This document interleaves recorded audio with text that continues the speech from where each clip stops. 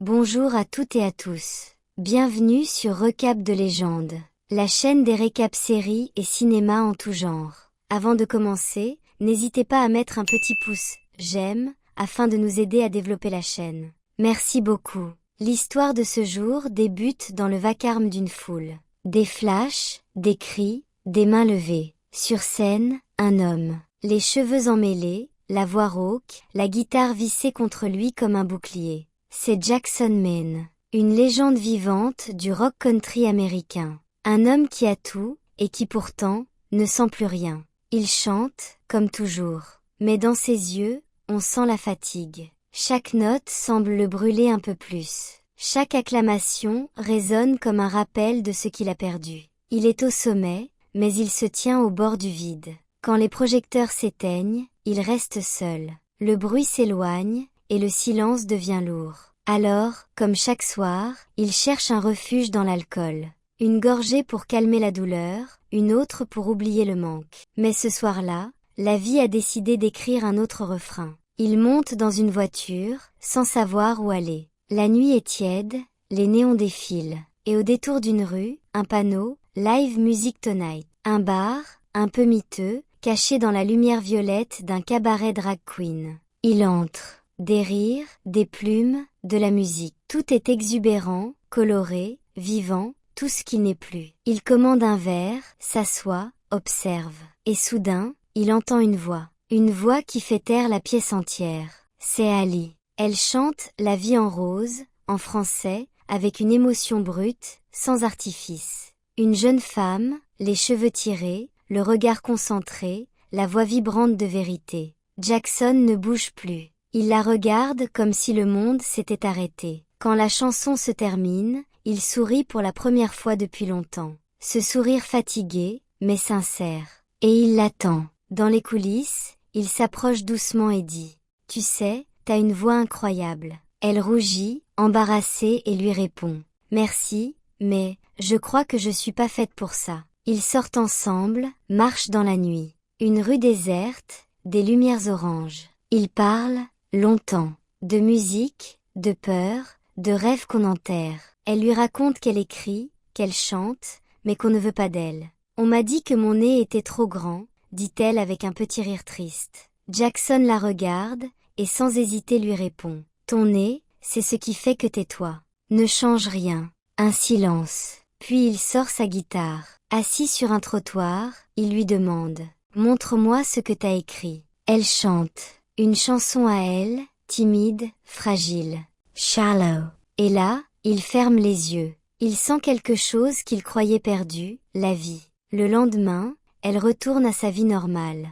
Serveuse, client pressé, cuisine bruyante. Mais dans sa tête, il y a encore cette nuit, et ce regard. Celui d'un homme qui, pour la première fois, l'a vraiment écouté. Pendant ce temps, Jackson, lui, n'arrive pas à penser à autre chose. Il l'appelle, la cherche. Il veut qu'elle vienne le voir en concert. Mais Ali hésite. Ce monde-là, ce n'est pas le sien. Elle n'a jamais rêvé de projecteur, seulement de chanter juste, d'être entendue. Et pourtant, elle finit par dire oui. Le soir du concert, la foule hurle le nom de Jackson Maine. Des milliers de visages, une mer de lumière.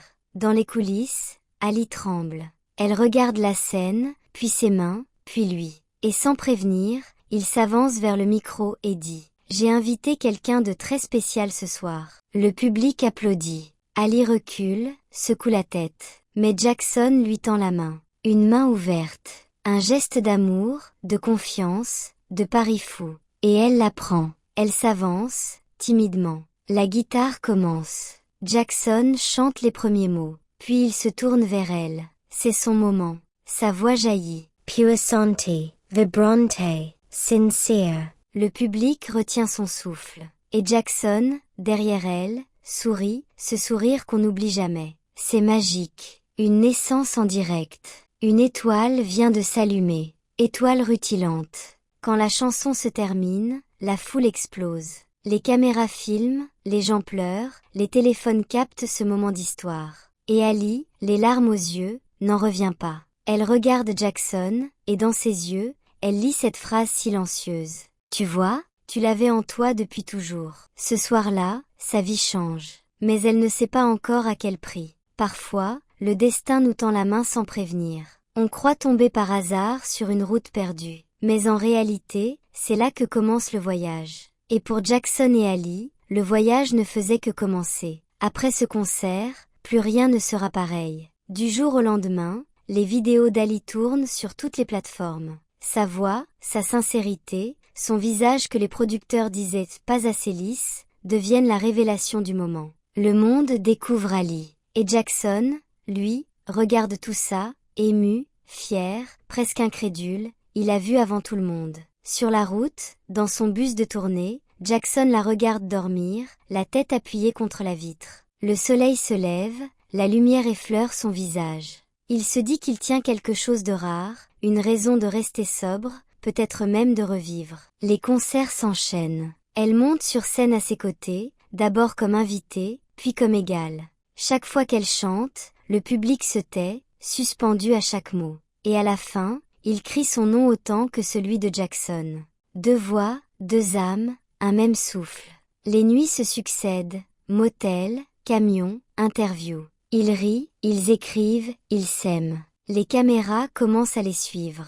La presse parle de la romance du siècle. Mais dans les coulisses, la réalité est moins brillante. Jackson boit encore, un peu moins, mais toujours trop. Chaque gorgée, c'est une peur qu'il avale. La peur de la perdre, la peur d'être dépassé. Un soir, après un concert, il vacille en rentrant sur scène. Elle l'aide à se redresser, discrètement. Le public croit à une maladresse. Elle, non. Elle sent le vertige de la chute approcher. Malgré tout, l'amour grandit. Dans une petite chapelle perdue au bord d'une route du Texas, ils se marient. Rien d'extravagant, un ami comme témoin, une bague improvisée. Ils rient, ils s'embrassent, et pendant un instant, tout semble simple. C'est leur instant suspendu, loin des projecteurs. Mais les projecteurs finissent toujours par revenir.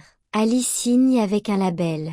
Nouveau producteur, nouvelle chanson. On lui parle d'image, de marketing, de coiffure. On lui demande de danser, de se relooker. Jackson regarde ça, silencieux. Il l'encourage, bien sûr, mais à chaque modification, il sent qu'on efface un peu de la fille qu'il avait découverte dans le bar ce soir-là. Elle devient populaire, ses chansons passent à la radio, ses clips accumulent les vues. La gloire la porte haut. Et lui, doucement, commence à s'effacer dans son ombre.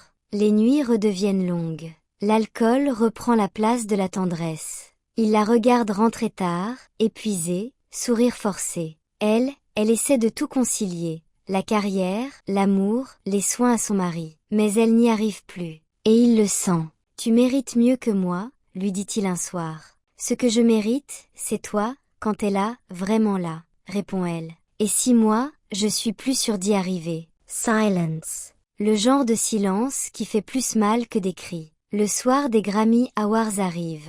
C'est la consécration pour Ali. Sa chanson est en tête des ventes, elle est nommée pour la meilleure performance. Jackson, sobre depuis quelques jours, a promis d'être là, calme, discret. Il a mis son plus beau costume, a serré les poings toute la soirée pour ne pas trembler. Mais quand elle monte sur scène pour recevoir son prix, l'émotion le submerge. Il veut être à ses côtés, la féliciter, l'embrasser. Alors il monte. Trop vite, trop ivre. Sous les projecteurs, il titube, trébuche. La salle retient son souffle. Et devant des millions de spectateurs, il s'effondre. Ali, dévasté, l'aide à se relever, tente de sauver la dignité de ce moment. Mais à l'intérieur, quelque chose se brise.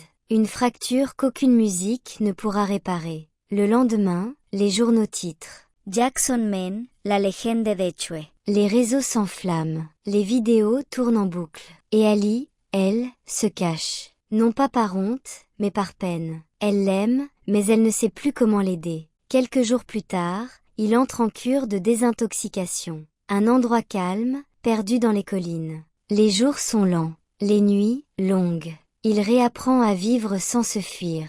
Il parle enfin de ce qu'il porte depuis toujours. La douleur de son enfance, l'oreille qui l'empêche d'entendre correctement, la solitude, les regrets. Il écrit à Ali. Des lettres qu'il n'envoie pas. Dans l'une d'elles, il écrit « Tu m'as sauvé sans même le savoir. J'espère que je saurai faire la même chose pour toi un jour. Quand il sort, elle l'attend. Ils s'enlacent sans un mot. C'est un de ces câlins qui veulent dire « Je te pardonne, mais promets-moi de revenir pour de vrai ». Les semaines suivantes sont plus calmes. Jackson ne boit plus. Il écrit, il joue, il rit même parfois. Ali prépare une tournée mondiale. Tout semble aller mieux. Mais dans le silence, une peur plane, celle qu'il retombe.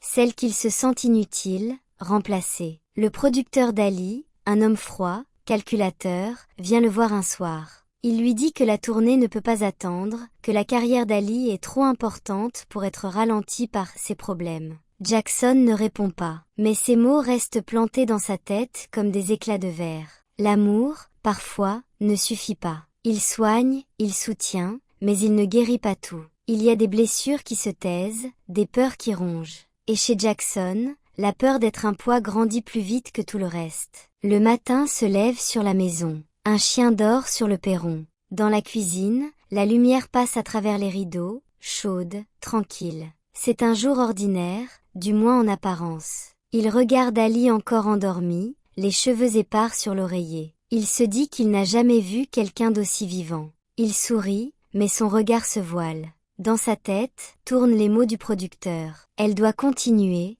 Jackson. Laisse-la faire sa vie. Il les entend comme une condamnation. Et il croit sincèrement qu'en partant, il lui rendra sa liberté. La journée se déroule lentement. Ali doit répéter, mais elle hésite à partir.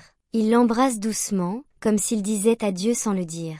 Le chien s'approche de lui, il le caresse, reste assis longtemps dans le silence de la maison. Puis il range les photos, la guitare, la bague. Il marche dans chaque pièce, comme s'il voulait imprimer leurs souvenirs une dernière fois. La caméra, imaginaire, s'éloigne, la lumière s'éteint derrière la porte. L'amour n'a pas besoin de mots pour dire au revoir. Parfois, c'est un geste. Parfois, un silence. Et parfois, c'est le courage de s'effacer pour que l'autre puisse continuer à briller. Le monde s'écroule sans bruit. Les jours suivants passent dans la brume. Les journalistes parlent de drame, de tragédie, d'addiction. Mais pour elle, ce n'est ni une rumeur ni une manchette, c'est un trou dans le cœur. Les gens disent que les artistes transforment leurs douleurs en chansons. Mais certaines douleurs, on ne les transforme pas. On les porte, comme un écho. On les chante, parce qu'on n'a plus que ça. Alice s'enferme des jours entiers. Elle n'écrit plus. Puis un matin, elle trouve une chanson que Jackson avait commencée. Quelques mots griffonnés, une mélodie simple, une phrase répétée.